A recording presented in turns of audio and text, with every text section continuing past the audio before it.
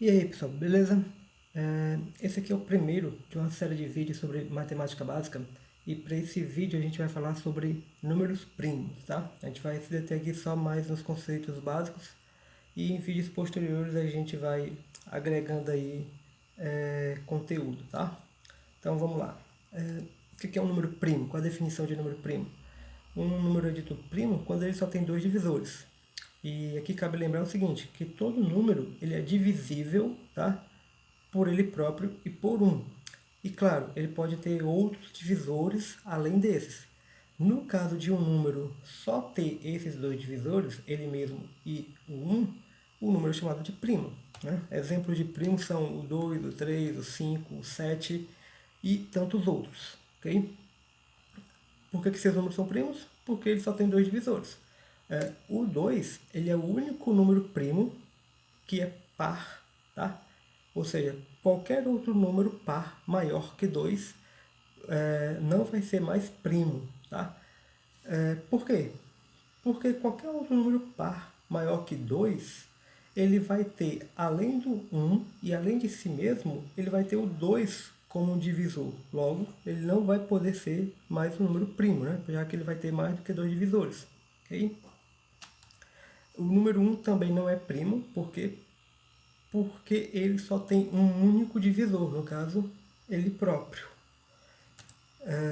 A questão do nome primo, tá? Esse nome, essa palavra primo, não tem referência, não tem relação com a questão de parentesco, e sim com a questão lá da Grécia Antiga, tá? Que foi introduzida por Pitágoras, no seguinte sentido, tá? Essa palavra primo, ela foi introduzida por Pitágoras no sentido seguinte: um número é primo quando ele não pode ser obtido pelo produto de outros dois números maiores do que um, tá? Nesse sentido, os números primos eles seriam, por assim dizer, os primeiros, tá?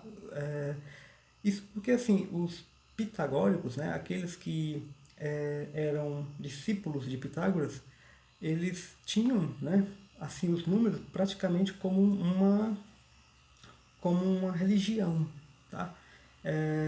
Eles, os pitagóricos, eles faziam parte de um grupo chamado, eles fazem parte, na verdade, de uma época chamada pré-socráticos, né? E esse grupo de pessoas, esse grupo de filósofos lá da Grécia Antiga, eles buscavam o conhecer, buscavam a origem de todas as coisas, né? De onde que vem as coisas, de onde que elas surgiram, né? Por exemplo, Tales dizia que tudo vem da água, tá? Já os pitagóricos, né, diziam que eram os números, né, que originavam tudo. Tudo para eles era número, né? E nesse sentido de ser os primeiros, né, os primos, eles não podem ser obtidos como produto de dois números maiores do que um, tá? Então é nesse sentido de não poder ser obtido como produto de dois números maiores que um, é que essa palavra prima é empregada, tá?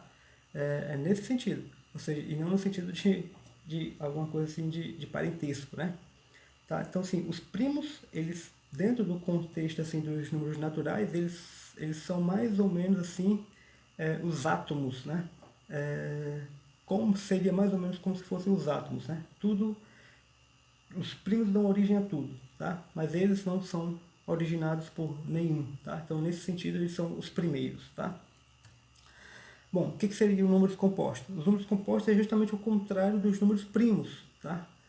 O número dito composto quando ele não é primo. Isso é simplesmente a definição de número composto, tá? Simplesmente isso.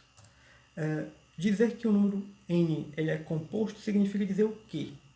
Tá? Ora, a gente acabou de dizer o seguinte, que um número ele é primo quando ele não pode ser o produto de dois números. E o número é composto quando ele não é primo. Então dizer que o número é composto significa dizer que ele é escrito dessa forma: n igual a vezes b, onde o a e o b são maiores do que 1. Ou seja, o número é composto quando ele pode ser obtido como produto de dois números maiores do que 1. Vamos agora relembrar aqui, tá?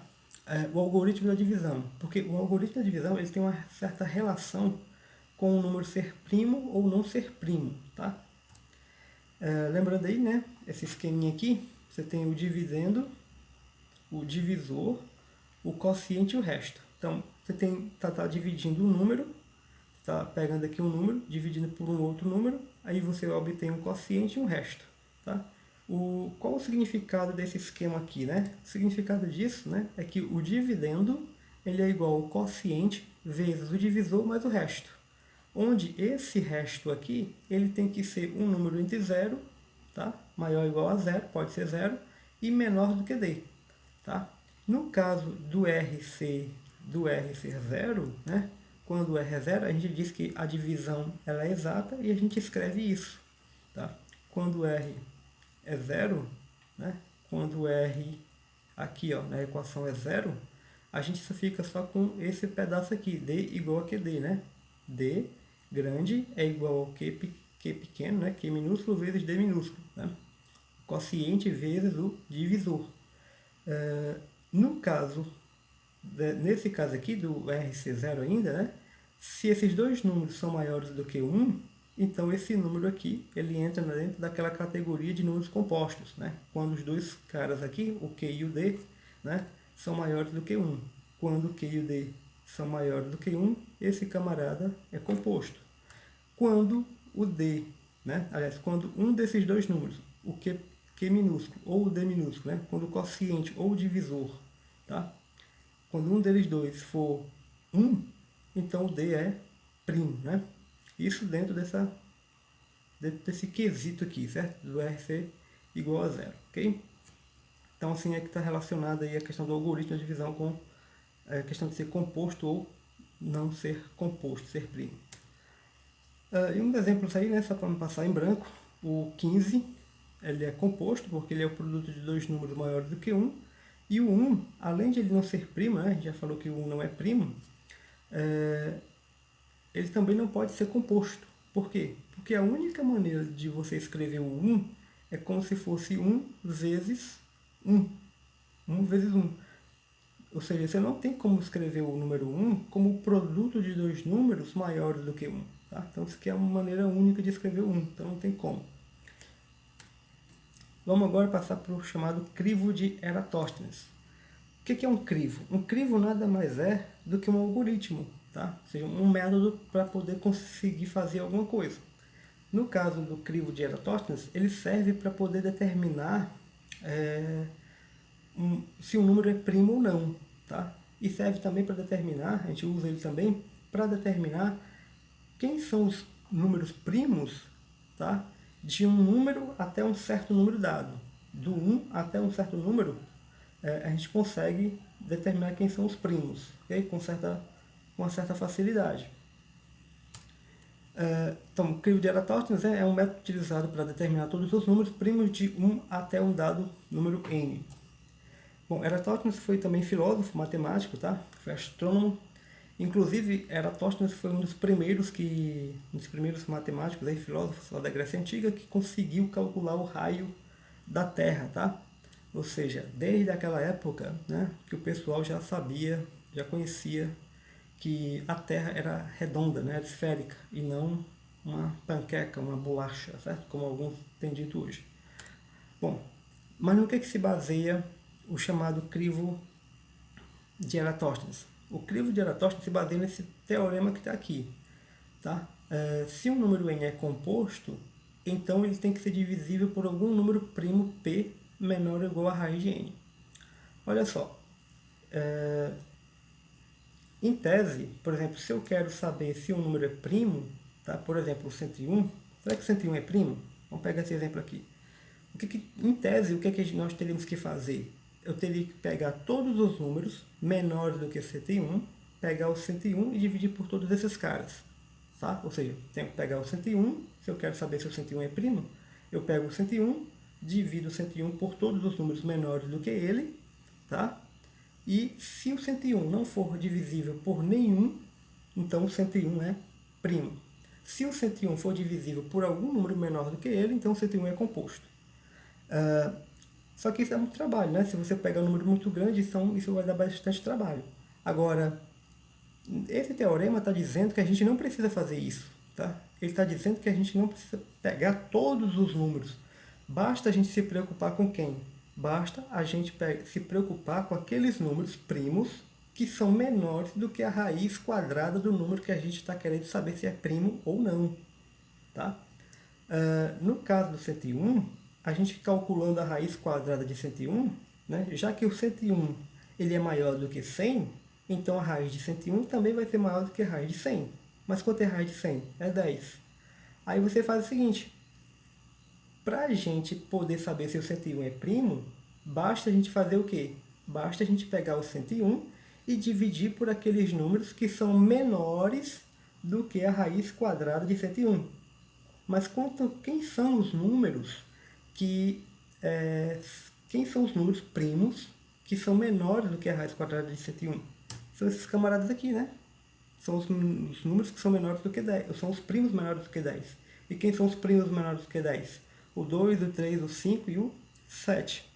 Então você vai ter que fazer o quê? O 101 dividido por 2, 101 dividido por 3, 101 dividido por 5 e 101 dividido por 7. Tá? Segundo esse teorema aqui em cima, né? Se o 101 for um número composto,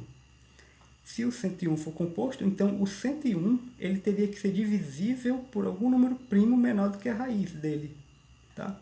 Ou seja, se o 101 é primo, se o 101 é composto, então o 101 teria que ser divisível por um desses primos aqui, por 2, por 3, por 5 ou por 7.